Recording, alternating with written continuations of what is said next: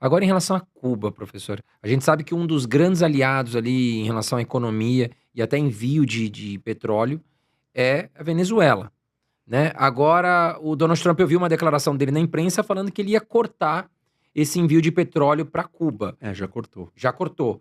Eu estive em Cuba em 2024 e eu vi lá filas e filas de carro atrás de gasolina. Eles não têm energia, não têm combustível, já é um país sofrível, né? O que o Donald Trump espera com essa atitude?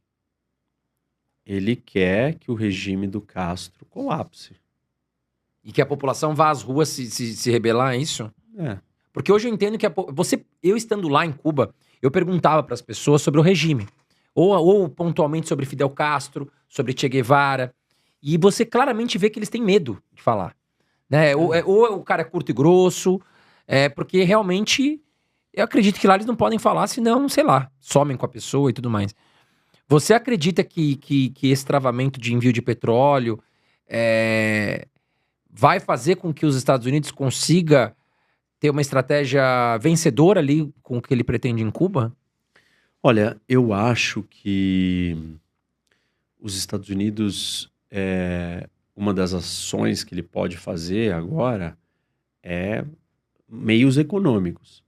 Só que até hoje os meios econômicos não resolveram, entendeu?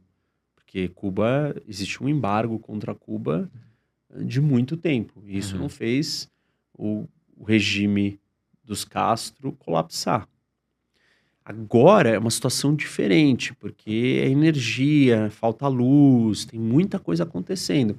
Talvez, se isso for combinado com manifestações ou com uma rebelião interna, pode ser que dê certo.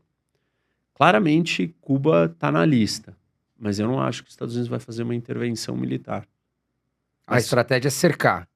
Fazer com que colapse ali, cercando com mais embargos ainda do que já teriam, né? Isso. Porque você já corta a Venezuela agora. Quem são os outros parceiros? Brasil, México México. entrega um pouco de petróleo, Colômbia, mas assim, a Venezuela era o grande. A situação de Cuba vai ficar muito ruim.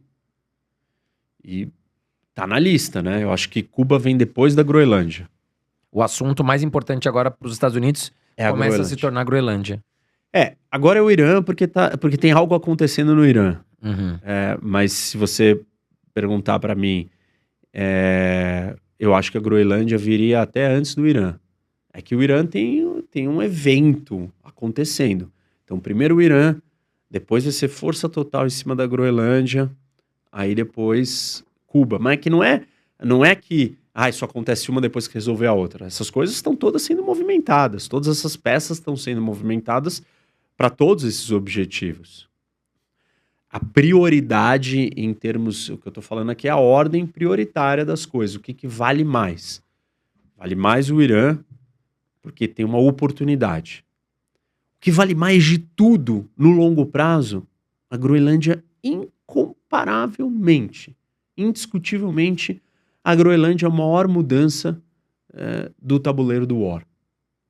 Isso pelos recursos naturais. Não, porque ela é uma ilha, um território. Ninguém ganha território no mundo. Uhum. Não tem mais terra. Não tem mais real estate. Não tem imóveis à venda no mundo. Você tem que tomar força, né? Isso. E de repente existe a maior ilha do mundo, que ela não é bem um país, não é de ninguém. Tá ali numa situação meio que é um limbo jurídico, político, nacional.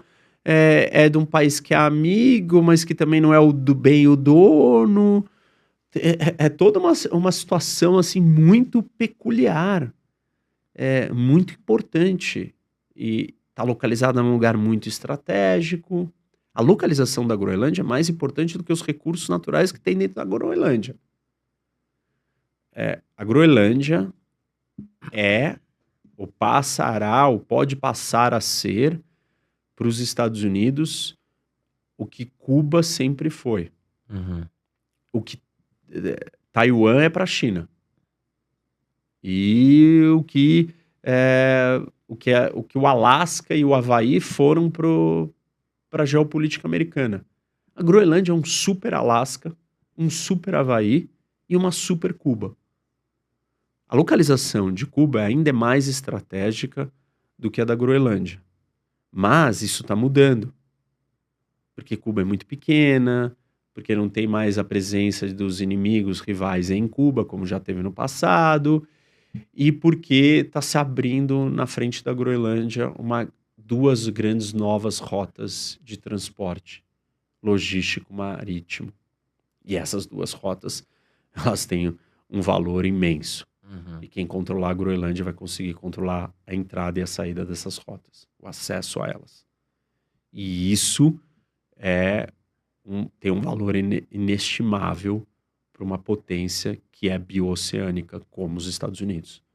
Só existe um continente no mundo que tem acesso ao Atlântico e o Pacífico. Esse continente é o continente americano. Só que na América do Sul isso é impossível porque você tem a cordilheira e a floresta amazônica. Então, somente na América do Norte você consegue unificar a costa do Atlântico, conectar com uma costa com acesso ao Pacífico. A Groenlândia, ela é um terceiro eixo dessa história que vai conectar com o Mar do Norte, com o Mar da Sibéria, com o Mar do Ártico, e vai ser um novo jeito de você conectar o Atlântico ao Pacífico por uma rota por cima do globo terrestre, por cima do Polo Norte. Essa rota, ela vinha pelo Canal do Panamá, ou pelo sul da Patagônia, e agora ela pode vir por cima. Então, quem tiver melhor posicionado ali vai ter uma segurança muito superior.